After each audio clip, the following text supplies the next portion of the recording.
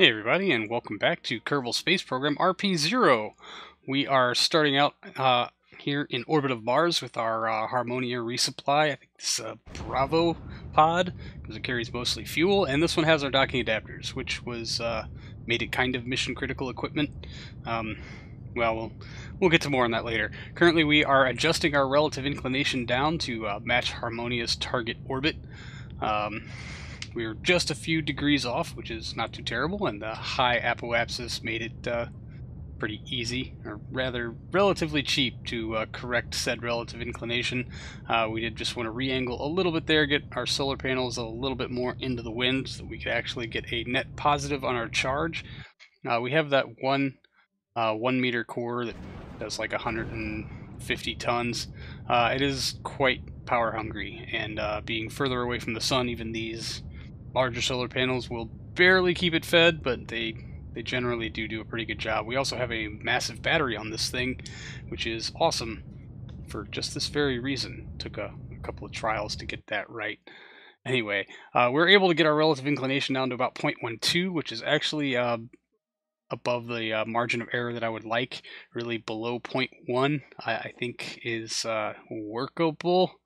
So we're not quite outside the margin, but in our maneuver here that was supposed to put our periapsis in the atmosphere, it looks like we have a close encounter that actually gets really close, like 1.2 kilometer close, and with some pretty minor adjustments we can fine-tune that down. The problem being is that the resultant maneuver to match orbits is something more than 1 kilometer per second, and seeing as how that will very heavily tear into the fuel that we're supposed to be bringing to Harmonia to refuel our Artemis system there, the decision was made to just proceed with the Aero braking maneuver. So there's ullage and then engine light to bring our periapsis down. We're going to go barely inside the atmosphere, something like 68 kilometers, I guess is what I decided on here. And then we will set up flight computer. We actually don't even need to pull in the solar panels.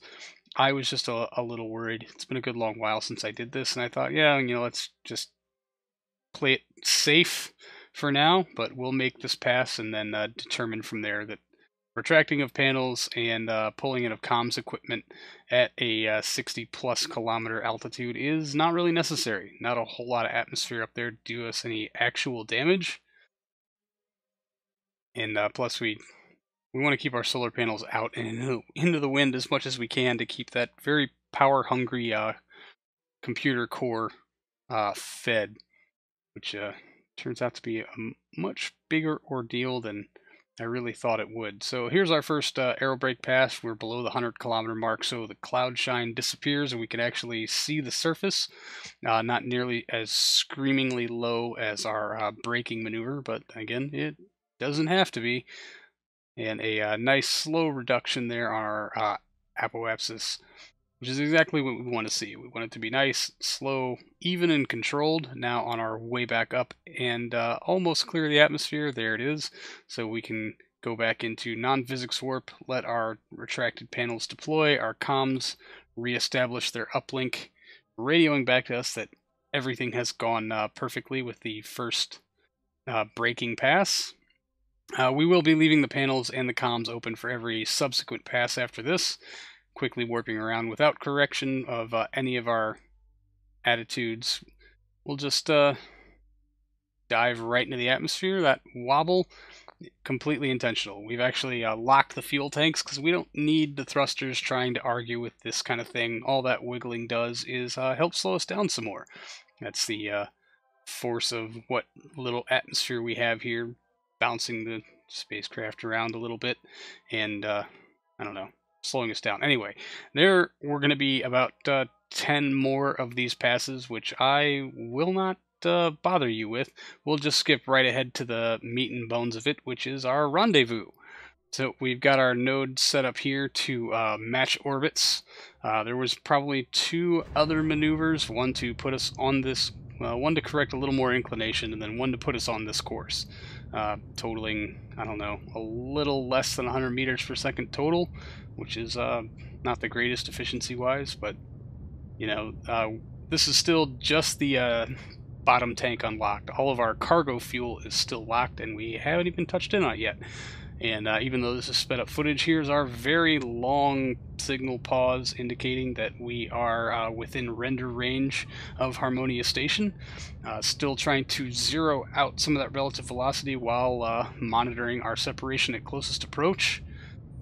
Trying to get it as close as possible, but now that interaction will take place 8 minutes and 15 seconds from now, we'll be 114 meters away. That's not too bad. We're still closing in at about 3 and some change meters per second. We'll just use physics warp because standard warp does really weird things. Yep, there's a station 300 meters away. So we'll start to bleed some of that off. It turns out this thing is still real heavy, so articulating only on thruster power does take some leaning in on the keys, but we'll try to dial that separation in just a little bit as we make our approach and kind of bleed off a little bit more speed here so that our approach is nice and tolerable. And there was me hitting decouple node with every intention of unhooking that docking adapter, swinging around, docking with it, and then using that to dock with the station, forgetting entirely that there's a 15-minute signal delay, and the docking port that I had intended to hook this to has been relocated to the top of the lab there atop Harmonia Station. Hadn't quite hit me yet that that was the case, but yeah, this is kind of where I put it together. Oh yeah, signal delay. Way to go. So we've got about 15 minutes before that docking adapter just goes wandering off into space, and we can either pursue it or let it slide, but we actually don't need it for this mission. Anyway, here's old me to be panicked about it. Alright, so yeah, the docking adapters. We needed them before I started redoing this. Now we're just going to dock over here. But yeah, set us to... that's going to take 15 minutes. Like from now. Which means the docking adapter will already have been unhooked by then. Tuck this over. Alright. Yeah. Okay, so we got 12 minutes before our docking adapter slides away. If we can get docked with the station before that, we can cancel the command, and since there's a crew on board, it'll happen instantly. We don't have to deal with signal delay for any of that stuff. Otherwise, I have to loiter here for 12 minutes, try to dock with the thing, and then go dock it to something else, which basically just gives me two things to move. And honestly, once the new habitat gets here, I won't need these docking adapters at all anyway. Although I guess really they're there to replace the docking arm where the life support pod is, and where Artemis is. But they don't really do us any good there because these are connected living space compliant. Oh boy. Well, yeah, I guess these were a good idea when I thought I was going to be docking on the existing habitat module and needed some clearance. And now that I've moved that docking port, it does not do us any real good. Oh man, why won't they consume resources faster so I can get rid of that stupid life support pod? Alright, well, I guess we're working against the clock just to not have this thing drifting around so I don't have to go dispatch a ship with a docking port to go collect it because this thing's entirely too heavy. Great. And well, we'll just speed up some of this as I grumble about my lack of thinking things through, as per usual. But frame rate difficulties and poor planning aside, we decided to make an approach to the very top docking port on top of Harmonia Station, which basically means we're going to have to clear this thing out as quickly as we can, although I think realistically we can probably dump all of its fuel in one solid run and then just get rid of it right away. We'll just probably use our little Mars Moonlander thing to collect the docking adapters. We'll probably stack them together with one another to make one big long adapter because none of it's gonna matter. Absolutely amazing how quickly I can undo all of my part count saving measures in such short order. Oh well, the faster we get the new habitat out here, the better off we'll be, perhaps, but well, that depends on getting rid of a whole lot of life support supplies in the meantime. So, yeah, there's that. So here we are, zeroing out most of our velocity and rotating ourselves in to at least look at the docking port. Amazing how even sped up 4 times, this looks like it's actually a real-time thing. I mean, other than how quickly the thrusters articulate, but we'll try to push ourselves in a little bit. Of course, the action of rotating has thrown us off a little bit, but at least we're somewhat on axis. Forgetting that the target reticle there is focused on center of mass and not our docking port.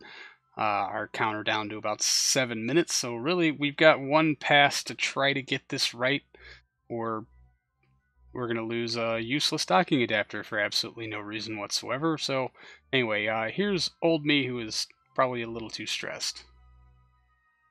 Alright, easy now. Alright, over that. Yeah, no. That way. Almost. Okay. Let's try to just, that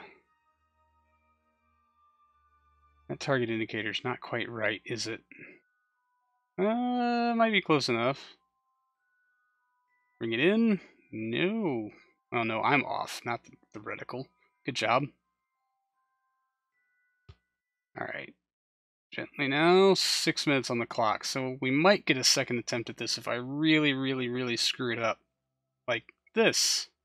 Oh, come on. Alright, oh. We're off on 2 axes. That would... yeah. See, from here, I can't really tell. Oh well. Yes. I know what you're going to say. We haven't slammed into it. We haven't incurred a rotation. Leave me alone. So, we'll just bring it back a little bit. Alright, coming up on the 6-minute mark. I think we're in pretty good shape. Man, this thing is just so heavy. And this is only, I mean, it's probably less than 90 tons at this point, considering the fuel we've put out the back. I think when we hit, no, it's probably less than 80 tons, because we're right around 100 tons with the heat shield, normally. We took a lot of ablator off of it. So this one was actually way lighter than the normal ones. If I could break my concentration to go click on Mech Jeb, I would totally check. But we're almost lined up.